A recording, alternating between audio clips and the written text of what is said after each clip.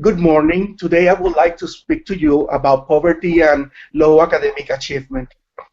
President Lyndon B. Johnson said, poverty must not be a bar for learning. We must understand this fact in to be able to provide a better chance at success in education to our children. Poverty is a critical factor with great impact on our children's educational efforts. It is my intention today to invite you and inspire you to do something for our children and our community.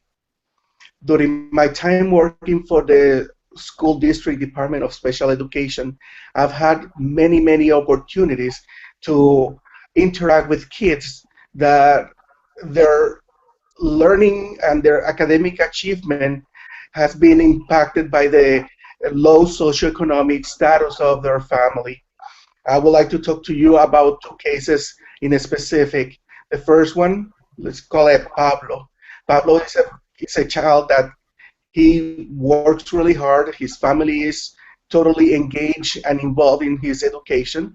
And Pablo is a smart kid, but we noticed that his scores on reading and reading comprehension were falling behind. So we approached him and we asked him what was going on, and Pablo says that well, we asked him if he was following up with his reading homework, and he said that he was not because he didn't have books at home, and the only time that he was able to read was when he went to the library and had the chance to check out a book from the school library. And he said that at home they don't have money to spend on books. So I went to Hastings and I bought a few books at his reading level, and within a week we saw a big improvement, not only in fluency but also in reading comprehension. I spent less than $10 in those three books. Um, the other example I would like to talk to you is about Charity. Charity is also great girl. She works hard, and she really wants to do the job that is expected of her. But because of economic limitations in her family, like a trip to the zoo or to Vernal, Utah to learn about dinosaurs and fossils, or the Museum of Natural History at the University of Utah, those are things that they cannot afford. So when the teacher was teaching about fossils, she could not keep up with the pace because she was not able to reach back for the previous knowledge so she can understand what the teacher was talking about. So she was it that not only slow down her learning, but also the teacher needed to slow down the rest of the class so she can build up the a knowledge where she can then start building up upon. And that is really sad because these are kids that evidently they can learn. And I was reading an article from the New Yorker. It was published in June 2015, where this study reports overcrowding, standard housing, I'm sorry, substandard housing, and other forms of stress as damaging to the child's brain as are drugs and alcohol abuse. The stress caused by these situations makes the body release a hormone called cortisol. This hormone tends to disrupt the development of the child's brain, and this disruption on the child's brain development causes lower academic achievement, and also it has an impact on their cognitive, or their social, emotional, and behavioral abilities.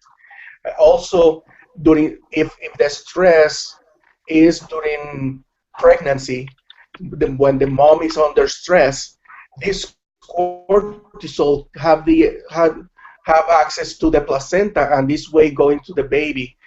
When the baby is growing up, when the child is growing up, and goes through to the the same stress caused by the low income, the cortisol produced by his own body keeps impacting and slowing down the development of his brain, and this has very big impacts on the academic achievement. Another article that I found is the one published in www.educationalleadershipdigital.com. And in this article, they explain how poverty affects classroom engagement. The author says that students not in Canada recorded levels of engagement in class than students eligible for free or reduced lunches. It also explains that children from low-income families tend to eat food with low nutritional value. So this poor nutrition affects adversely the gray matter in the child's brain, which can make it harder for the student to listen, to concentrate, and to learn.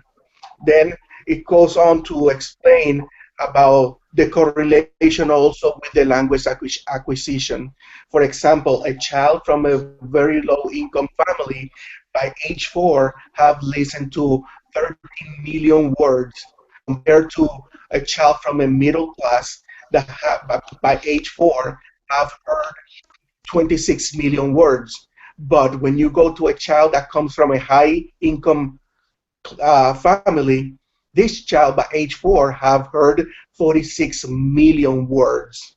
Wow. So having this in our minds help us understand why students from low-income families will struggle to understand the words used in a daily basis in the classroom. Every day, thousands of teachers go into the classroom trying to teach these kids and work hard to offset the effects of low income or the poverty in their education. They know their students are teachable. They just lack the benefits of what money can bring to their lives. For example, the school where my wife works, they is highly impacted. Everybody qualifies for free lunches, and they also provide free breakfast. Still, my wife always has like breakfast bar in the classroom because some kids come late, so they miss the breakfast. What means that if she doesn't provide something, these kids will go all the way until lunch hungry, and they cannot learn this way. So she always tried to provide either the breakfast bar or pretzels, something. And this is what I want you to consider. What you can do to help these kids to reduce the impact of poverty on these children's academic achievement. Um, you can start by helping maybe those kids in the same classroom of your kids. Imagine the benefits for our communities if we can just have kids that are well educated and that have the opportunity to learn with uh, without having to deal with the impacts of what poverty brings to them. I would like to finish also with a quote from Mahatma Gandhi. He said, I have also seen children successfully surmounting the effects of unequal inheritance. That is due to purity being an inherent attribute of the soul. Won't you help? Thank you. That was really good. I loved that speech, Martin. That was very good. So you and your wife impact a lot of children, and that is really, really amazing. Can you, Martin, can you give me the amount of words you did? It was 46 million for upper class, 26 million for middle class, and what was the lower class? How many words? 13 million for the low income, 26 for the middle class, and 46 million for the high income class. Okay. And you can If you want, I can send you the link to that article. I just thought that was really, I thought that was really impactful, you know. So, It's not. um, It is a big difference. yeah. You know what, are we supposed to, I can't remember, were we supposed to do anything or just ask questions? I have no idea. I think though, I liked the way We're that just you're. supposed to take notes. What? Okay, just take notes. Okay. No, it was very good. I like it. Yeah, great job, Martin, really. Yeah, I Okay, agree. Carol, do you want to go next or do you want me to? Um, Doesn't matter. yeah, I'll go next. It's up here. Okay, I'm sorry, I have been practicing and it's just I'm still falling apart on it. It's been a very long couple of weeks, so we'll just go. According to the Watson Institute at Brown University, 2.7 million service members have been to a war zone, and over half of them have been deployed more than once. At least 970,000 have some degree of recognized disability as a result of war. A report by RAND states at least 20% of those soldiers, or 540,000 veterans, have PTSD and/or depression. But healthcare professionals admit the number is much higher, as more than half of those who suffer do not even seek help. Estimates would suggest that more than 1 million veterans have post-traumatic stress disorder. To put that in perspective, San Jose, California is the 10th largest city in America, and their population is just over 1 million people. It is a population of 1,015,785. Those numbers are staggering, yet they were added upon one soldier at a time, and each soldier developed the struggle one moment at a time. I believe that there is a power in the number one, because I believe that one person at a time will be able to change the perceptions and the dynamics of PTSD and help heal one soldier at a time. In war, they say that while one may experience traumatic events and death many times over, there is always one moment that defines the soldier's grief. All other loss and trauma experienced will fall into the hole created by that first moment. And there is little time to grieve on the battlefield, and once the soldier returns home, they have become separated from the experience and they struggle to find an outlet or proper support. They become isolated and often fear seeking treatment or even being labeled. There are countless reasons why soldiers do not seek treatment. They worry about promotion options, societal and peer perceptions, family reactions, and employment opportunities. An article found on www.veteransunited.com states, according to a 2010 survey by the Society for Human Resource Management, 46% of employers considered PTSD a significant obstacle to hiring employees with previous military experience. Additionally, the article highlighted a number of violent crimes over the last several years, in which law enforcement and the media immediately sought to link the crime to PTSD. These two examples alone are enough to prevent many soldiers from seeking care. And while their perceptions are false, they have increased the fear society has of those who are suffering. So in an effort to remove the pressure of being labeled, some believe that if disorder were to be dropped from the diagnosis, thus calling it post-traumatic stress or post-traumatic stress injury, the stigma would possibly be erased and more soldiers would reach out for help. Many do not believe that this is even a disorder. It is actually a natural consequence to the conditions of combat and other terrorizing events. By labeling this a disorder, the soldier not only feels the pain of their trauma, they also feel the shame for being broken. If you took the time to ask a soldier what caused his post-traumatic stress, you would not hear a recounting of clinical details laying out the journey into this condition. You would hear about the moment that his or her perspective changed. You would hear the names of friends who never returned, or the moment the soldier was blown up, shot at, witnessed violence, and saw horror beyond description. Each moment had a name, and that name was not PTSD.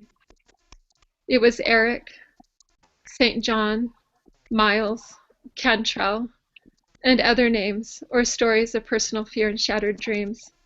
Labeling these sorrows and anguish as a disorder has not helped anyone to heal. Rather, it has only veiled their sorrow into a tidy package to be analyzed and processed. Additionally, if you were affected by trauma, if you were haunted by the memories of dismembered bodies, exploding roads, armored vehicles pierced through with IEDs, and rockets firing down on nearby tents, if you were the soldier that had to pick up the body parts of your friend, what memories would haunt you? Better yet, when you have lost your way in a world you once called home, how would you like to be found again? What name do you want to be called as your loved ones hope to guide you back safely into their arms? And would that name remind you that you are broken, or that they recognize you are suffering? Former President George W. Bush has demanded changes in the way post-traumatic stress disorder is labeled. In his opening address at a summit on veterans, he stated, "We are going to use our platform to make clear that veterans receiving treatment for post-traumatic stress are not damaged goods. They are not mentally shattered. They are people who got hurt defending our country and are now overcoming wounds." By removing the term disorder, we begin to remove the stigma associated with post-traumatic stress, or at least diminish it as best as possible. By removing the term disorder, we not only help remove a stigma, but we change the way we ourselves think about this emotional injury. Our hearts will reach out to others more readily when we do not feel unqualified by a clinical term. In addition to removing the term disorder, I encourage you to learn the personal names of their struggles. In so doing, you will truly begin to mourn with those that mourn, for as long as they need to mourn. You will gain the capacity to comfort those that stand in need of comfort whenever they need comfort. This will bring about a level of healing and support on a larger scale than we have yet witnessed. Let us not just be there for the moment it suits our taste. Let us be there, always willing, and ever ready to accept the role of our brothers and sisters' keeper. Very nice. That was great, Carol. Thank you. I want you to know that with our company, we have 49 employees, and 6 of them have served in the military. And my husband has started, when he interviews people and they have served in the military, he will ask them outright if they are suffering from any type of stress caused by the military, and let them know that we would help provide help for them if they needed to and worked for us, because we have found that if they're not getting help and they are struggling with something, they're not successful. But once we help them find an avenue where they can get some help, it's a miracle what it does to how they perform. Oh, yeah, yeah. So we just ask them outright and offer help if they need it. I think that's good, because that just addresses the elephant in the room. And the problem is that PTSD ends up becoming their identifier rather than who they are as an individual. So that's the first thing that they see. And it's even more interesting that the soldiers have been trained. They believe that they're broken.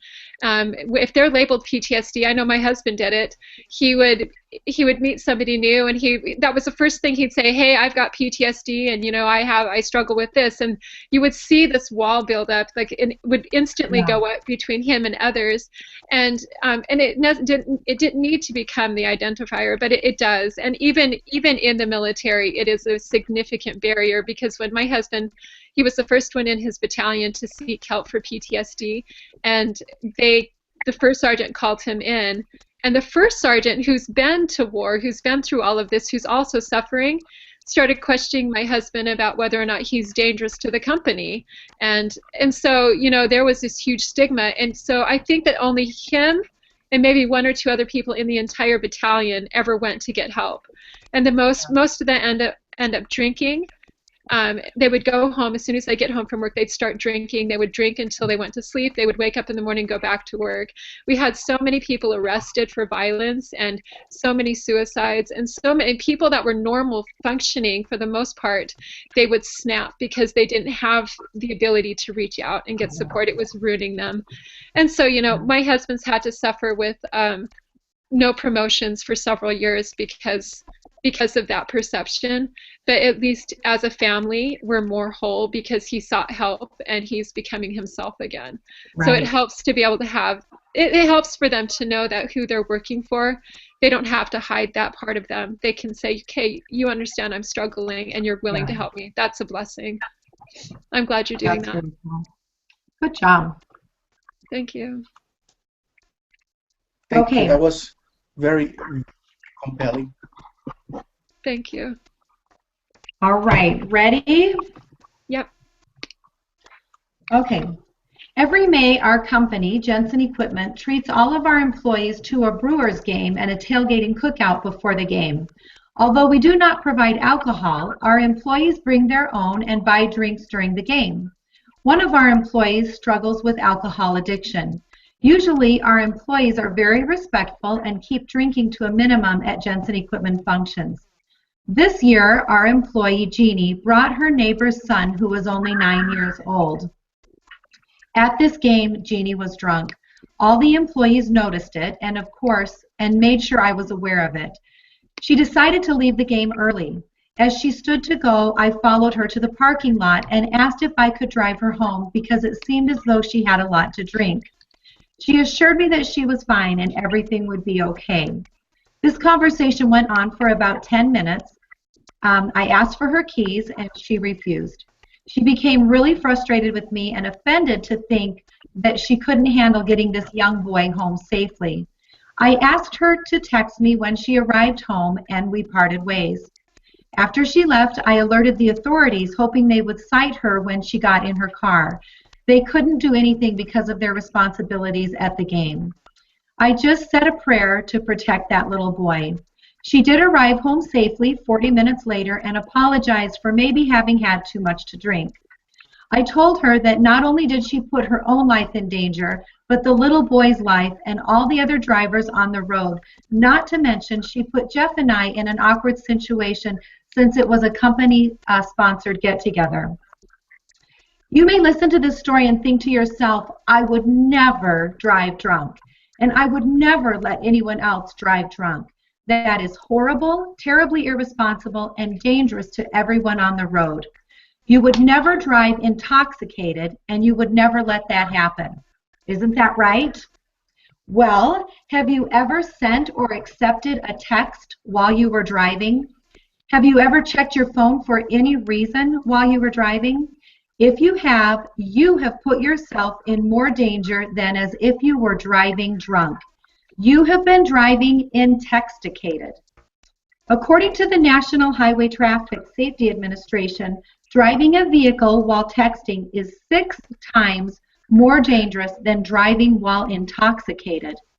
Drivers who are texting while behind the wheel have a 23% higher chance of causing an accident. The legal blood alcohol level in Wisconsin is 0.08%. This is equivalent to drinking 4 beers and then getting behind the wheel of a car. With 8 beers in your system, your blood alcohol content is 0.397. That is 4 times the legal blood alcohol content. This is how you drive when you are driving and texting.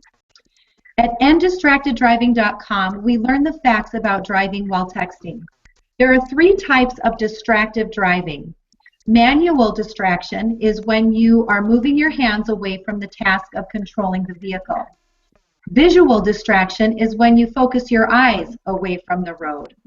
And cognitive distraction is when your mind wanders from the task of driving.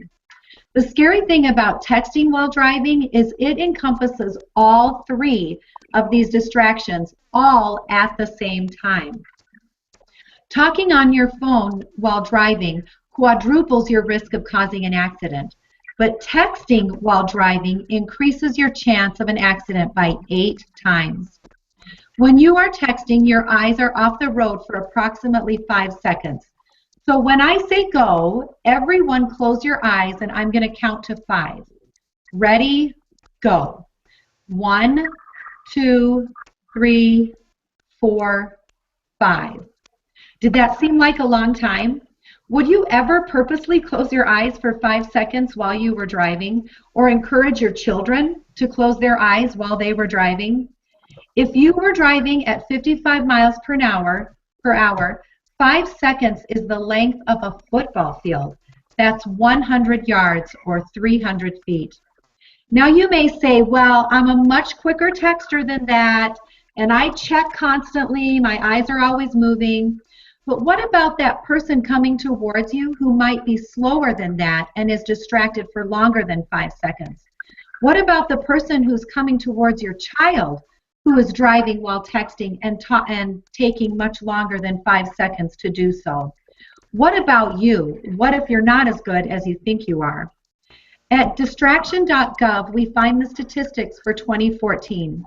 There were 3,154 deaths each year because of texting. You may think, well, I thought that death toll would be a little higher. However, injuries due to texting each year are 424,000. That's almost 500,000 injuries. That is when a person has been seriously injured due to a texting accident. Lives have been altered and changed because someone was driving while intoxicated. What can you do to help stop this life-threatening habit? First, you must change your own habits and then help others to change theirs. Here are 8 things you can do to kick the habit of driving and texting.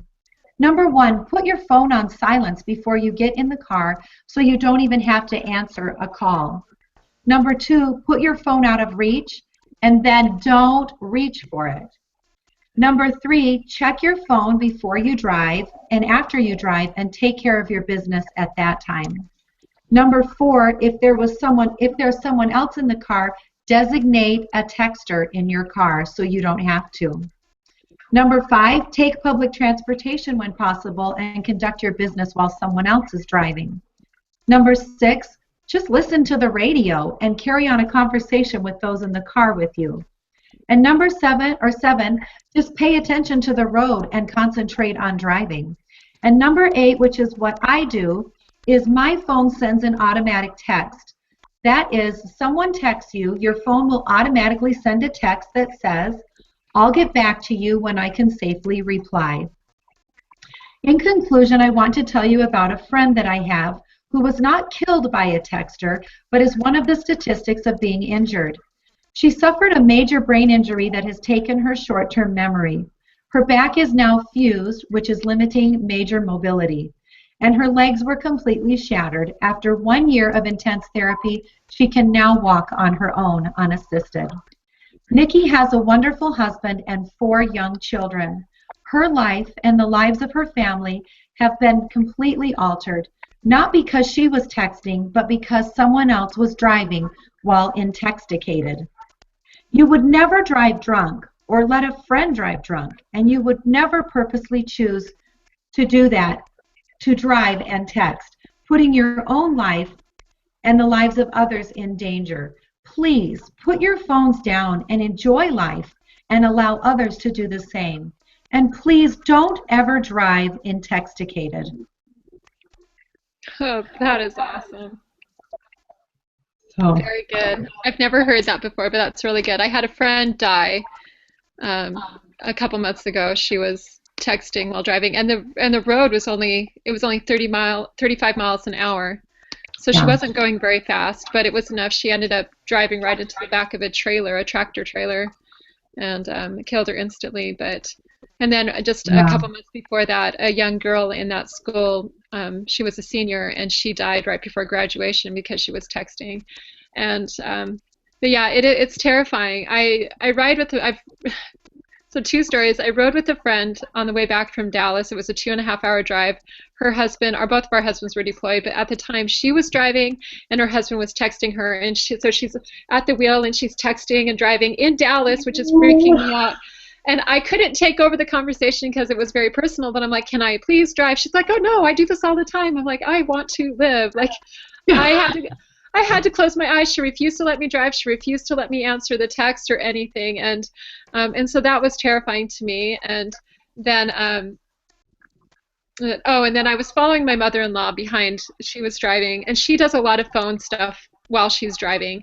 And I watched her. So I'm driving along, and I'm watching her swerve all over the road. She's, you know, she was crossing the lines. She was a terrible driver. And I told my husband, I said, that is why you do not do phone business. And he's really bad about it. I always have to tell him, let me text, or thank goodness his card now hooks up to the phone so that he can, you know, answer the phone while he's driving and never touch it, because it's illegal in San Antonio to do that, thankfully. But yeah, it's terrifying.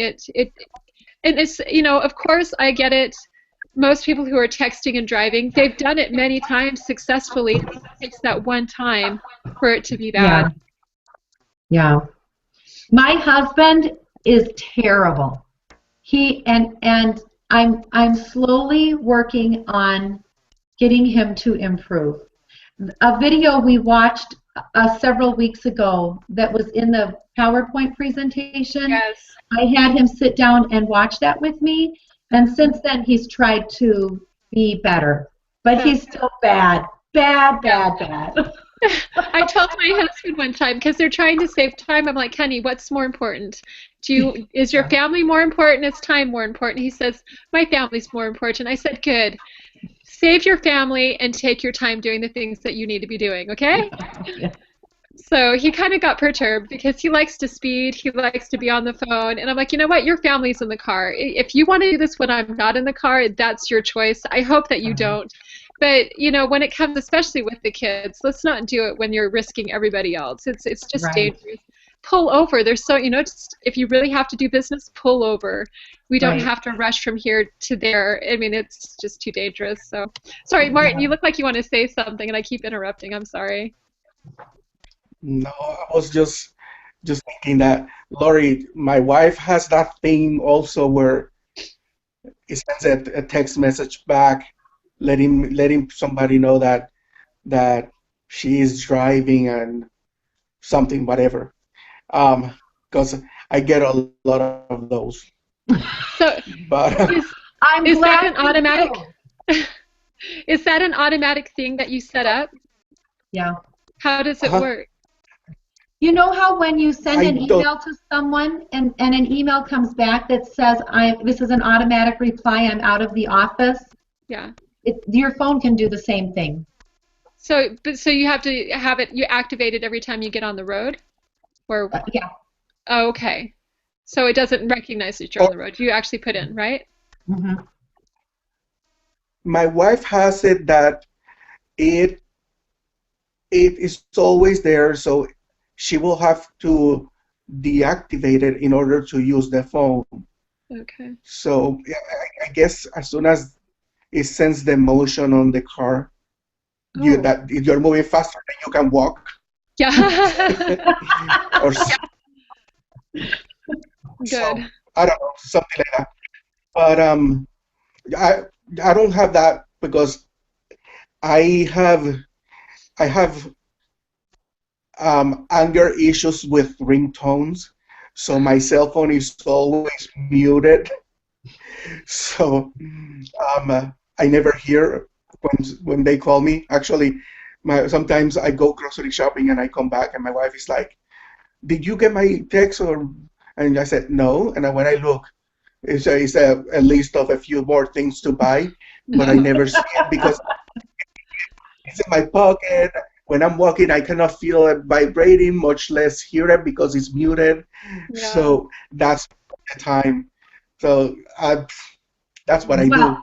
I would rather have you not hear it than drive and text. Exactly. I'd like the idea of having that message, and maybe I'll check my husband, see if I can put that on my husband's, because he always feels compelled that he needs to reply instantly, and I hate cell phones, so most of the time I love going outside without cell phones. I drive. It bugs my husband because he can't reach me, but I'm like, you know what? I've loved growing up where the phone was connected to the wall. You couldn't go very far. When you took drives, it was alone. I mean, you drove and you didn't have to you get away from everybody, and I love that. So I am a really bad cell phone user. I hate cell phones, but yeah, my husband, I feel bad for him because he just feels it's very important. I had another question, but I think maybe you guys have answered it already. That was both of your speeches were very good. I was very drawn into both of them. Had lots of really good information, and Yeah. very thought provoking.